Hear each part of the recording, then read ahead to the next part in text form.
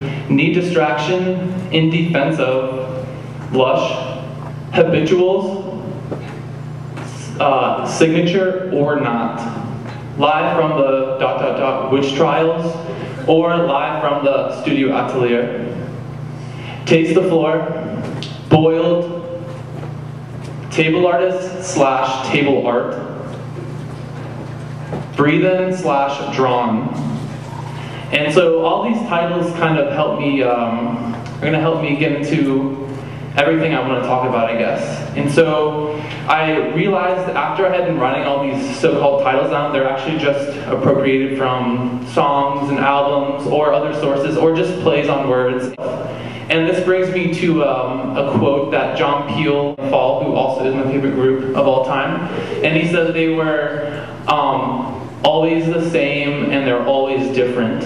And I think that's something that I sort of take into consideration with my practice and with my work, and it spans no matter what type of media or any way I choose to present it. So repetition is also very important as well, and that goes along with always the same, always different. And within repetition, there's enough variation to condone, repeating yourself over, and in the end, you end up repeating yourself, but also finding these new voices and or new, ways of making the work. And by repeating myself, I'm able to kind of work through my practice and not really have any problem with the next move, because my work is about the next step and about the next move. And it's not necessarily about, a well-developed body of work, but more about the actual practice of trying to have a well-developed body of work. So for this series, Jordan asked me, and I thought that it was interesting that I asked him because A, I'm sort of just a dude / artist, but I've never really had any problems making work before. But not many people have necessarily seen a lot of my work, and I think that's pretty important because for me to be an artist, I think it goes beyond people seeing your work. And I tend to make a lot of work that most people probably won't see, nor will I let people see, I guess, or nor will I really follow through. But by doing all this work, I'm basically allowing myself to keep making it and to get to the next step. So I try to reiterate the fact that if you make it easy for yourself to do something, then you're going to be able to do it again, and you will find another way to do something else. So that is makes sense for the type of work I choose to make and the work that I tend to like as well too.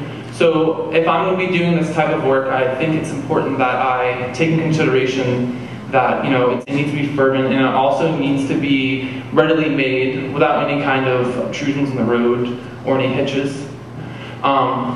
So I tend to take on projects in a way where I literally mark my way through it and investigate and find the search to, deal with the problems I set up for myself. So, specifically,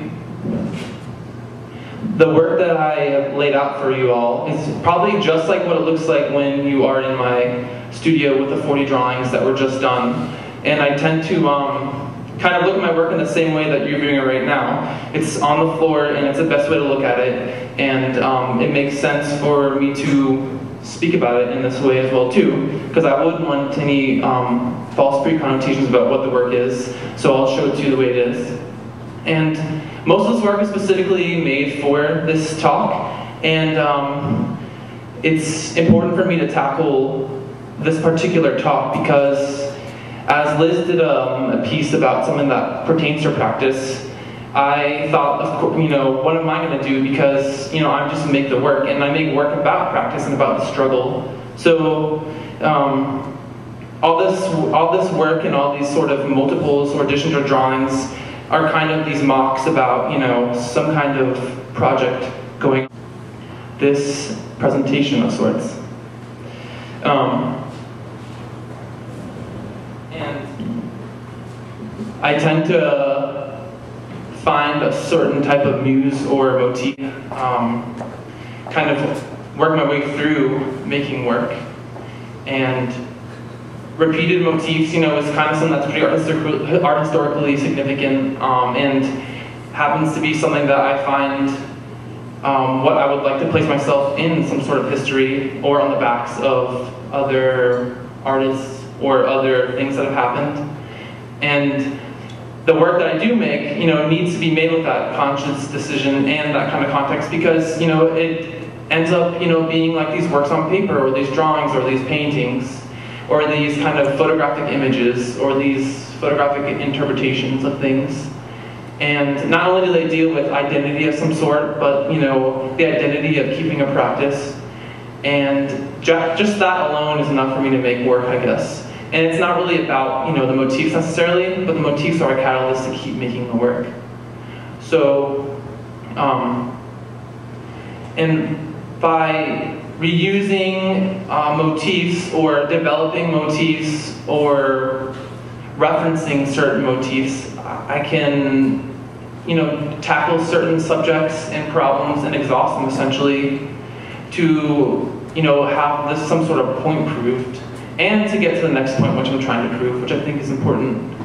I get a little bit weary when I hear of artists who have problems making work, because, not that they're in a rut perhaps, but because they're not sure what they should do next, what the next step is. And like I said, if I do that, then I can't make the work. And that, goes along with, making works on paper, or, painting, or, repeating myself constantly, or, drawing the same fucking thing over and over. And that in itself is a practice that allows the work to be done. I guess it's simple, and it's not supposed to be anything too mystical, but I like to shroud it as being very mystical, and it's definitely a mystical aesthetic, and that's important to me because that's the type of dialogue that I think interests me as an artist, and the role I have as an artist, and the practice that I keep as an artist as well too. So I thought it was funny that if I did a talk on my work, it would just be like this person talking about his work. And maybe not many people in here have seen that work before, and that's exciting because a lot of people probably won't see the work because, I make the work to get through to the next thing. And I guess that's why I really would like to stress upon is that, one thing leads to another, and if I didn't do the one thing, it would lead me to the next spot I was working on. And if I didn't, think I should, then I wouldn't have gotten maybe to a certain type of painting I had been working on right now. And that kind of creates a dialogue and a conference between it. And I think that's a healthy studio practice for myself specifically, but also perhaps for others. If you are, making work, an object-based or painterly obsessed kind of work. And alongside my own motifs, which I have developed, which are varied, but perhaps other people's names, artists who are like kind of an obsessive scrawling and obsessive kind of interest in artists. So I like to take that kind of fanfare, if you will, and then apply it to my own work as well. So to lay these works out and these additions here and these drawings and these kind of contemplations on this talk, that I have been planning for the past month, and perhaps showing these examples as the motifs that are used and the points that I need to bring across. Philip Guston has this on, but he says, it might have taken you 40 years or 40 days or 40 minutes or, like basically 40 seconds to do that. So you might have been working on something for perhaps a whole half a year, and then you end up boiling it down to just like the 5 days before you need to have it done. And another interesting artist who sort of said the exact same thing was David Hockney, and I got obsessed with that kind of mentality through a film he was creating that. So there are these works I had done of David Hockney looking at a painting with a lighter, and he's examining his painting with a lighter, and this is actually a scene from the film. And I thought, oh, this is really interesting because Liz's presentation was off of your mirror, and I was like, well, of course, like I can get down, because I think that's great. A mirror, it's perfect. We're all artists, and we're all, looking at our own mirror. And Dave Hockney's looking at this painting like it's some kind of mirror and examining it with a lighter.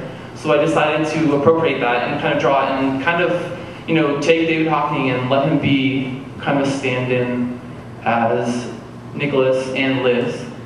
So I rendered David Hockney looking at this piece and then use that as a way to kind of announce this whole project going on. And this kind of shows a way of making work, and having things to make work about. So I had this talk coming up, so what better way to make work than about it by producing different works, specifically for this, and also works that kind of were happening at the same time that were, bounced back and forth, and allowed me to go between each one. Between type of painting I've been doing, and then this continuing drawing exploration I've been doing of mark making, and then even more specific / regional interests, including David Hockney. And for instance, the coffee cup, which I feel like is always left out, and I always feel obviously have many left out in my own work area, and I feel the coffee cup is filled with tea or some sort of caffeine-induced liquid, and speaks to all of us, and it probably speaks for Liz and I both. So I thought, well, why wouldn't that be a stand for both of us? And why wouldn't that be a good way to present this kind of talk? So that's what some of these images kind of depict. And by using something like David Hockney's profile of coffee cup, it ends up becoming sort of universal. And how can you not, I guess, sort of recognize those and be able to adopt them as your own? And I think that's reoccurring imagery, perhaps. And from that idea, motifs, and reoccurring imagery, I find that the surfaces I choose to work with and on, and the surfaces that end up being problems that I try to solve in a way, or try to make harder than they need to be, and that way makes it kind of easier for me to make the work, because if I can figure out what to do this this particular piece on, or this thing on, that becomes half the battle, and that becomes just as important as whatever I choose to put down on the surface. And a lot of these multiples and this kind of obsessive reiteration of things tends to go back to an interest in printmaking I have, and a bit of time where I've been doing a lot of printmaking. And I had concentrated, of course, on like one thing essentially and trying to get it better and better. But never got any better, because printmaking kind of doesn't really speak about that. It has more of a product.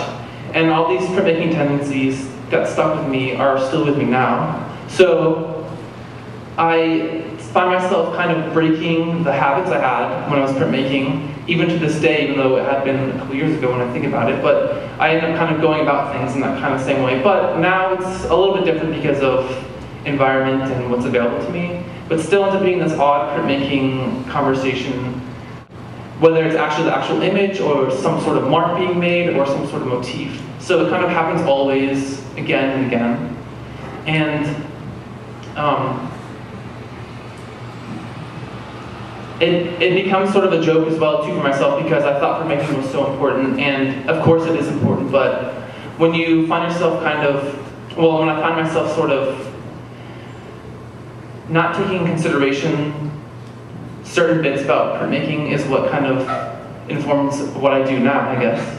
So through multiples, actual multiples, and repeated types of marks or types of letters, that kind of work, and that starts as a basis for me to, okay, I know what I'm going to do, I know what type of things I want to make, and then that's one problem solved, and now I just have to figure out perhaps, what else is it, how else can I apply it to the next thing, and what motifs or what types of marks am I going to have to use to kind of get this point across. And I really don't think it's important, perhaps, the type of, when I say surface, I don't necessarily mean the type of paper, but I guess the kind of perceived look of the things, and how when they're multiplied over and over, it becomes, it goes beyond the surface and goes back, I guess, to that repetition. And through repetition and printmaking, I found myself kind of stumbling into the next thing, perhaps. And it lets me not be afraid to kind of take chances or do something I didn't think of doing before. So in that way, I am allowed to kind of break my own rules within a kind of limited palette or a limited kind of vocabulary or way of making work.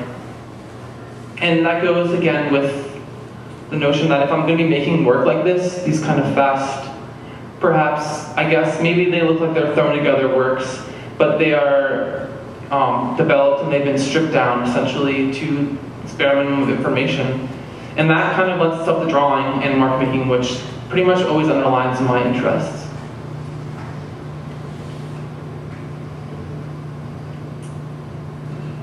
So I suppose we can just look at some of these for a minute or so while I compose myself.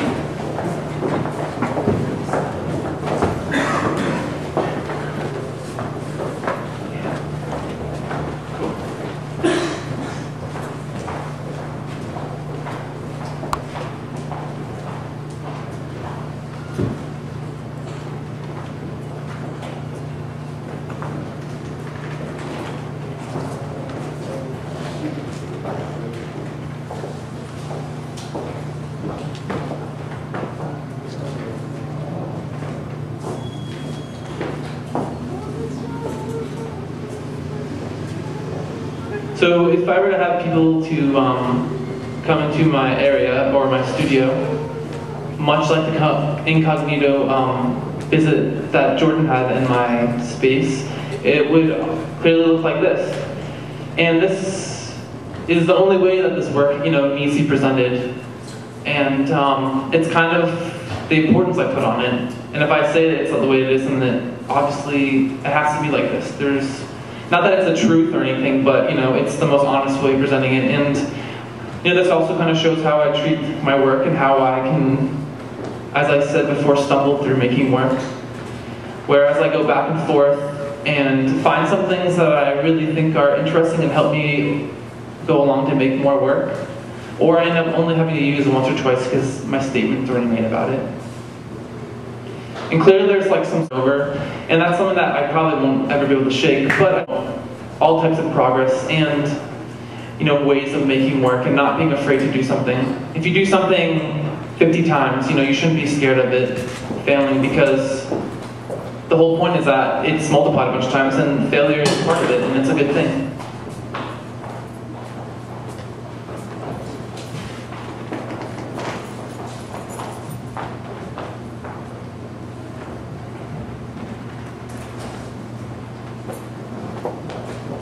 And as an artist who's sort of into, I guess what you could say, a classical sort of interest in contemporary painting and contemporary studio practice, it is all about the studio and the place where the work is made and having someone visit it and someone look at the work and how important that is.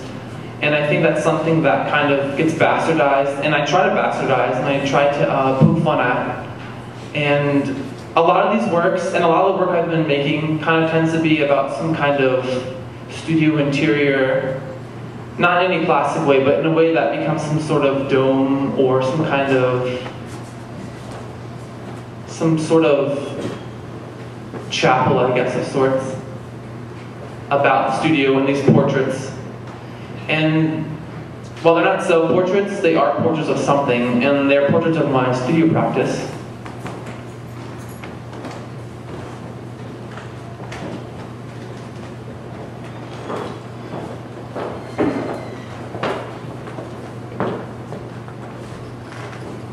And what I think is really important for me to make work is to be confident about it and not have any quips about making something or presenting something or perhaps trashing something that I've worked on for a long time and then realizing that the last thing I did, which probably took me a fraction of time, is most important because it's the most relevant and it's what I can get down the fastest and it's immediate, and that's important. And I think that immediacy goes through my painting and my works on paper and my photographic exploits, because they're all at they're all at our fingertips, and it's all about how you choose to deal with it. And in doing so, I can create limitations for myself, and in each sort of body of work, there's a limitation that kind of bounces back from the other kind of body of work. And that helps to make the work, and that helps to kind of go through the work. And I've never really had any problems making this work in particular, of course, but in general, because if I have the formula right and I strip it down right, then there should be no problem to making it. And that goes along with the type of work I'm making, and I think that's important because I don't think it's about having some kind of amazing finished thing, but I think it's about having an accomplished feeling of having a studio practice that's rich and continues to be rich and enriches myself as well, of course.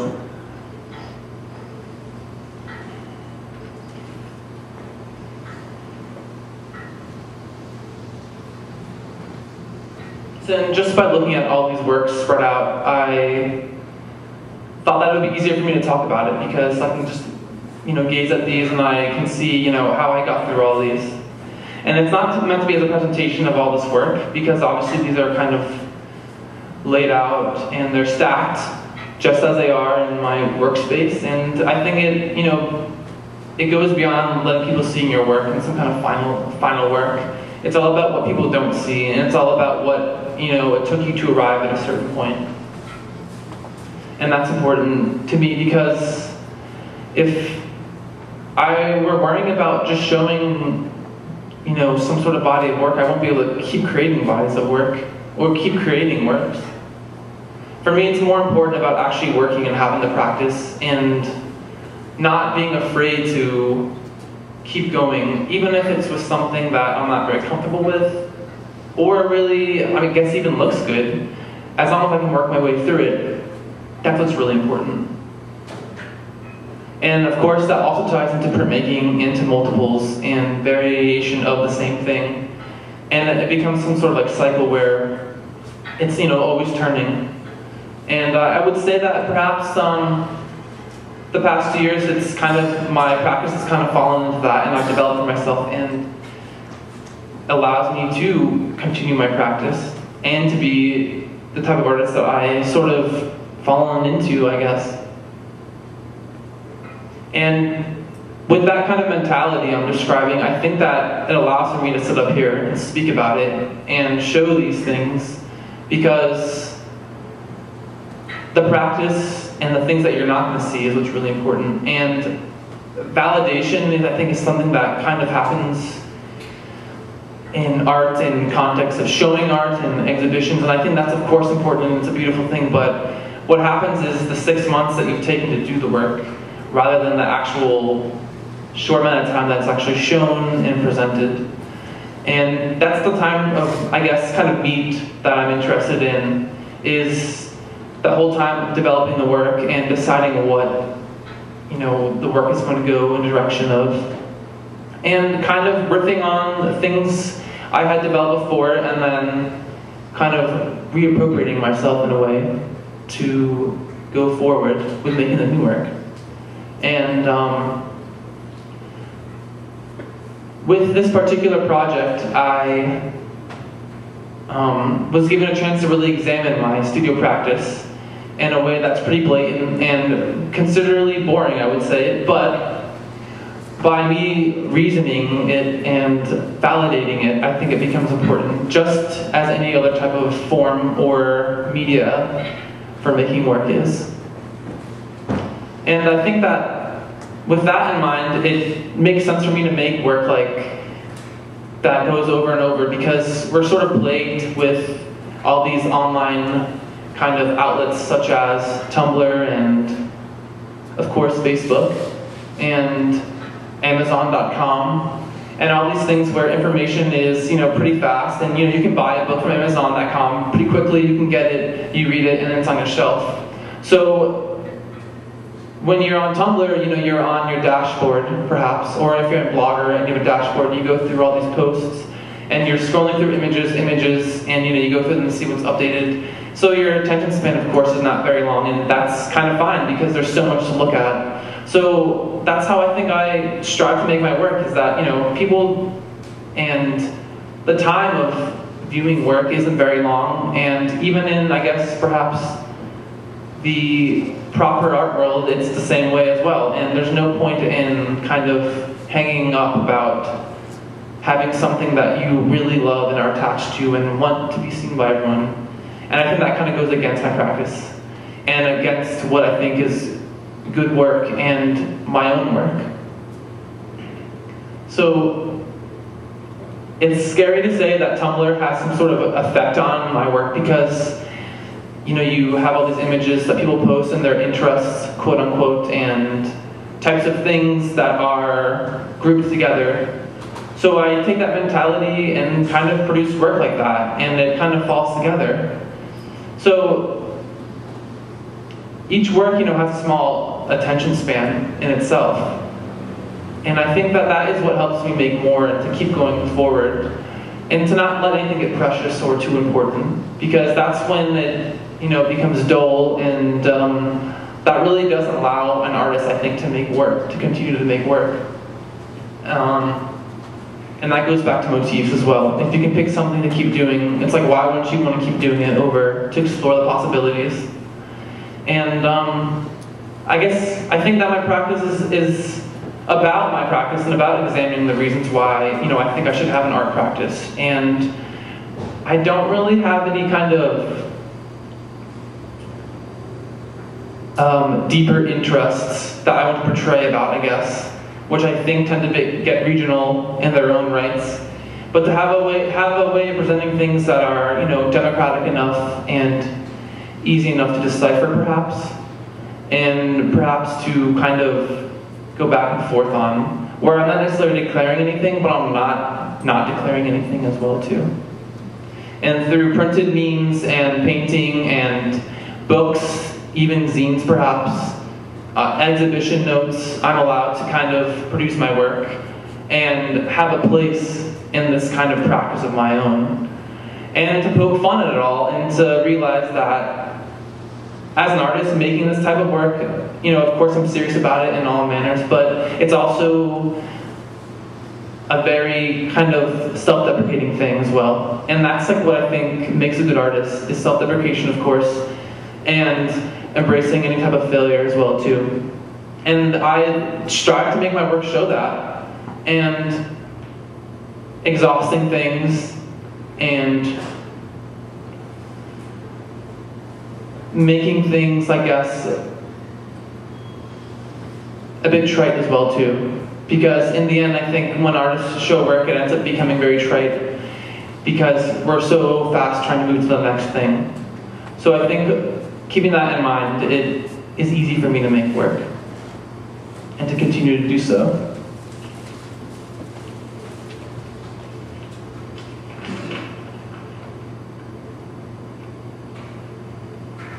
And I think it's absurd because I am allowed to talk about my work in this context, in this instance right now, and obviously the viewers are being put through this. And I was talking to a friend saying how people probably don't know what my work is, and that's exciting because most of my work isn't shown, or nor do I choose to show it in any way, because like I say, it's all about the thing that led me to the next thing. And I find myself completely satisfied with just the fact that I'm able to make the work I'm making. And that glorifies my practice, I would say. So it's all about repetition and motifs and more repetition and the journey one takes, I guess, as an artist, which is very important, I would say. And I guess with that, I'll conclude because, as I said, my work is about repetition, and I'm not afraid to admit that as well. I'm not afraid to admit the sort of, kind of, simple mannerism of it all, I suppose, and simple presentation, and the sort of audacity of making work like this, I guess. And continue to do so, and that's, I think, what's really important for my practice. So yeah, I guess I'd ask if anyone has any questions, but I mean, I don't really think there are any, perhaps. But, Liz. What role does feedback and critique play? That's awesome. That's an awesome question. I think that feedback, for me, personally, ends up being about the few amount of people I know who do have contact with my work. And it's not about thinking about the response from people, I guess, but it's more about, I guess, some kind of bombardment. And hoping that if people were to see my work, the feedback would be that there is no problem with the work being made, and that it's not necessarily easy to perhaps give feedback on it, and that's kind of exciting, I guess. It's sort of accepted. My question is that it seems like, if I'm understanding you, that it's a lot more about your interaction with the work as opposed to other people's interaction with the work. Yeah. And I'm interested are you doing this lecture as a thing as part of your process? Or like where did the decision come from to publicly display your work and to talk about your process? Is that something that you're doing for yourself, or are you doing it for us? Definitely. I think that's kind of cool because I guess it contradicts itself, and of course that is, I think, something that all artists should be doing. But this work, I guess, and I don't want to say research, but my kind of investigation of my studio practice, which overall becomes what I make work about, but for this particular project, it was kind of about, I guess, myself as well. And by doing that and kind of having that attitude, I think that just like any other type of work or piece of work or presentation, it becomes about, the audience, I guess, as well, because the audience is, watching it. So in a way, it's like you're kind of watching this kind of dialogue I have with myself, and that also happens to, formally be seen in the works, I guess. Does that answer the question?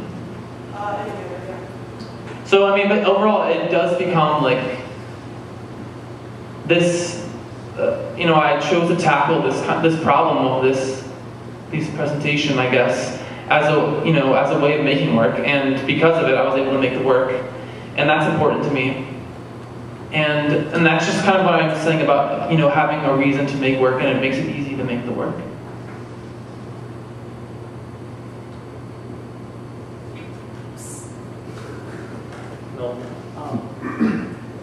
Your work, it seems to be a lot about like the joy of creation, and I was wondering, like, I imagine it's kind of like this sprawling, you're just kind of like making, that's like kind of what it describe it out. I'm kind of wondering, I guess, like, are there boundaries, and do you set goals for yourself? I would say boundaries indeed. That's very important to me, boundaries / limitations. And with those, I'm able to make a lot of the work, I guess. And it is about making, and for me, I guess it is about like the joy of making it. That's like the joy of having my practice, of having studio practice, having contemporary practice, as let's refer it to as well. And it is about kind of just like, oh, okay, I want to do, 20 drawings, and I want to do 4 exact same paintings, and it is the joy about that, and that becomes examinations into the actual reasoning of making the work, I guess, and about being in a practice of sorts. And I guess having some sort of goals. I'm not sure if that's something I consciously think of, but it's kind of like, literally there was a goal, and it was January 12th. I wanted to have some sort of small addition that I could bring, and that kind of goes along with printmaking, of course, and like the goal to have 26 of the same prints. But also, by having that goal, I was able to kind of investigate different things. For instance, like I said, this David Hockney intervention with his own painting, and allowing that to be kind of the identity I'm giving Liz and myself, and even the Floristree as well too. So I guess that is a good way of putting it, is some sort of goal.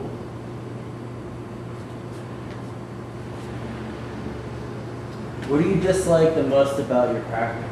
Like, in terms of like, say like me writing music or like drawing or whatever, I'm always gonna pick out one thing about what I'm doing. Yeah, totally. That's I guess it's kind of about like I mean, it's definitely, obviously it's a love-hate thing, and there's many things I dislike, and I think that as any artist, that should be something to take into consideration, you know, musical or, you know, visual or what have you.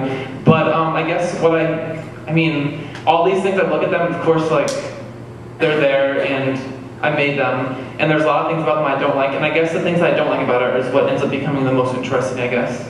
But I suppose, literally, I don't like the fact that I feel like I have to keep making all this work. But that's good because that helps me actually make the work and to prove a certain point, you know? I think that as an artist, it's like if I want to do something, I'll do it because obviously I want to make the work, and if it's a little bit absurd, I suppose, you know, I'll do it. And that's kind of what defines the practice as well. So it's kind of like, it is about like what I don't like, and then also just doing it or kind of going against that as well. And formally, when I do make work, a lot of kind of mistakes happen, and it's like me kind of disgracing some kind of printmaking mentality that I tried to scrape away all the time as well. So, and a painterly kind of practice I tried to like critique, and also end up kind of just disliking as well. Caitlin. What do you think about like the life of your work after like someone owns it and it's like maybe a precious object to them? Like, you know, like I have one of your zines on a shelf with my other beautiful zines and stuff, and just how would you react to that after your studio? That's funny because I guess sort of a joke for myself, and maybe a few others who I know, is that it's like, it probably won't last so much longer, I guess. And I think because of that, that's how I can make all this work. Whether it be, you know, an edition zine or a book or some sort of ephemeral debris of something, it's not going to last very long, but because of that kind of idea, I feel like I can make more work because, you know, it becomes unprecious, and it kind of gives me a confidence, like I was saying earlier. So it's like, if someone were to have something of mine, I guess it's more about probably like at this point, I guess I'll get kind of specific, but it'll be more about actually getting it from me, perhaps, I guess. And that's kind of like half of it, I guess. And my work sort of is about like that, getting it from me, I suppose, and then having it, and I guess there's no archival qualities about it, but that's why it's so funny, I guess, because it's not going to be there, I guess, for very long. Relatively. And that's why I can do like 20 of the same types of drawings or marks, or do 20 of the same type of image, or take the same image 20 times, because I just think I have to keep doing that. So.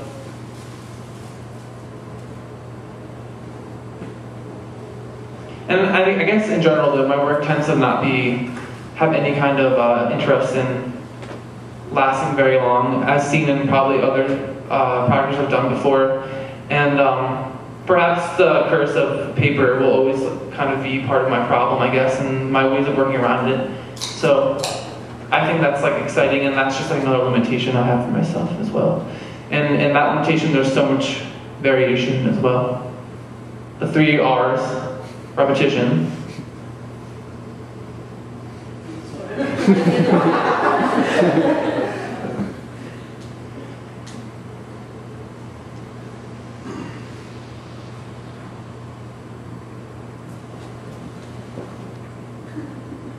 DJ? Yeah, I just wonder if you find it problematic when you're sort of like forced to edit your work to show a drawing or painting in a more traditional like gallery setting or something, or do you find that unsatisfying ultimately, or like not illuminating at all when you're asked to put a drawing in a drawing show, or even 10 drawings in a drawing show? Yeah, definitely. I guess that's kind of also the problem I have as well too. Although I don't necessarily take it into consideration all the time, but the times it has happened, it is very unsatisfying. Whereas I think most people will probably be very interested in showing, you know, a drawing, and it would be presented pretty formally. I think that for me, that becomes kind of like the opposite of what I want my work to kind of portray, and that does become really tricky, and it kind of makes me feel a little bit queasy, I suppose, because you know, I don't really think I make work that needs to be shown kind of like that, or kind of presented in that way. It's more about, I guess, this kind of quantity and the fact that it had been made. So there have been a few times when I've been asked to show work, and I feel like earlier when I first began kind of pursuing some sort of exhibiting, it was a lot of multiples, and they were never really in any kind of nice white kind of space. And it grew from there, being like, well, like I can show one drawing, or I can show like 20 drawings, whether they're stapled or whether they're like in a pile. And I think that kind of sets up the context for the work, and that's really important. That it's not just like one badass drawing, it's like actually like 20 fucking badass drawings, and that's important to me. And then that also reflects the kind of studio practice I have, you know, nothing being precious, and nothing necessarily lasting very long. And that obviously ties in with the spirit of mark making and drawing and printmaking. Painting, different, I would say.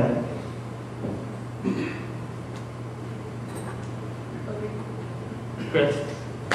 Your work, you talked a lot about like immediacy in your work, but it seems very like your work is also based a lot around like a physical reaction to something. Like it's very art based, but you don't seem like opposed to other media like photo and stuff that like I feel like new media are being developed to become like faster and easier. Like, what are your feelings about using those kinds of tools, or is it just a choice that you make not to use those kinds of tools, or is it? Yeah, I guess. Important to you to have like a physical reaction, or is it? Yeah, definitely. I think that that's pretty on point, and it is about that kind of subversive way, opposing, I guess, like new mediums, I suppose. I mean, I think that like the photography in general is something that I sort of spend a lot of time thinking about and doing and treating it in just the same way I do the drawings, but it's like something probably like the most, I guess, immediate kind of thing I've taken on, and that's why I've taken it on, because it is immediate. Just like the drawings, just like my paintings. They're immediate and they are disposable, and I guess all of my photography work does end up being about some kind of disposable / party documentation / point and shoot kind of way / aesthetic of work. And I still think that it's important to, you know, make works and to do mark making and to do drawing amidst this kind of like cultural backdrop of new mediums and new ways of presenting work, which I'm not opposed to, I guess, those types of things. And I find that I think it's exciting that's happening, but a lot of this does become a reaction against that. And it's not supposed to be nostalgic, which I feel like a lot of people kind of sort of embed with any type of painting or things on paper, because now, you know, everything is essentially like on like the screen. And that's fine too, but I think that if things are going to be on the screen, I guess how I was sort of saying earlier, then I need to make the work that's going to kind of reflect that, you know? It's going to reflect scrolling through like 60,000 images a week of, you know, your friends and of shit that you found on the internet and things that kind of define ourselves, I guess.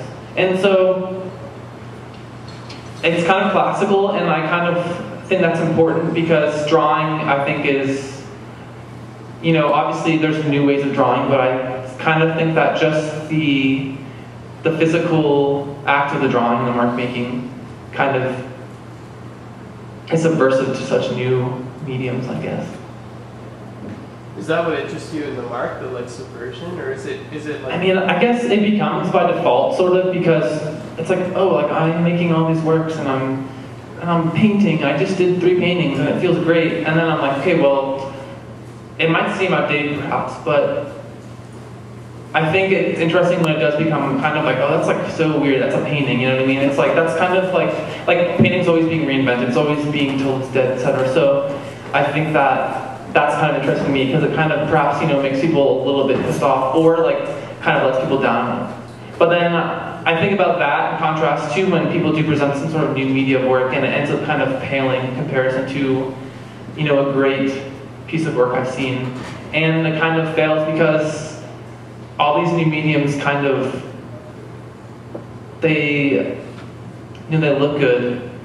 But then I guess when they come across, it becomes very confusing and not as perhaps concrete as, let's say, these works right here.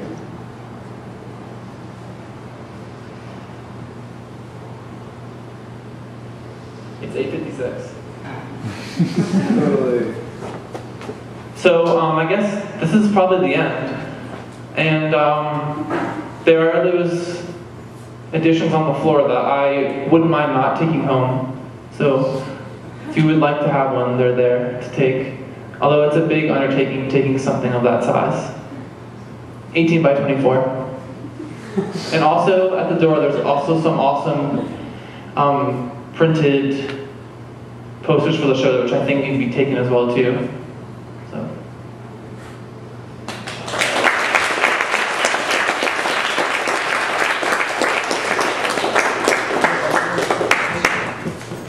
I don't know if this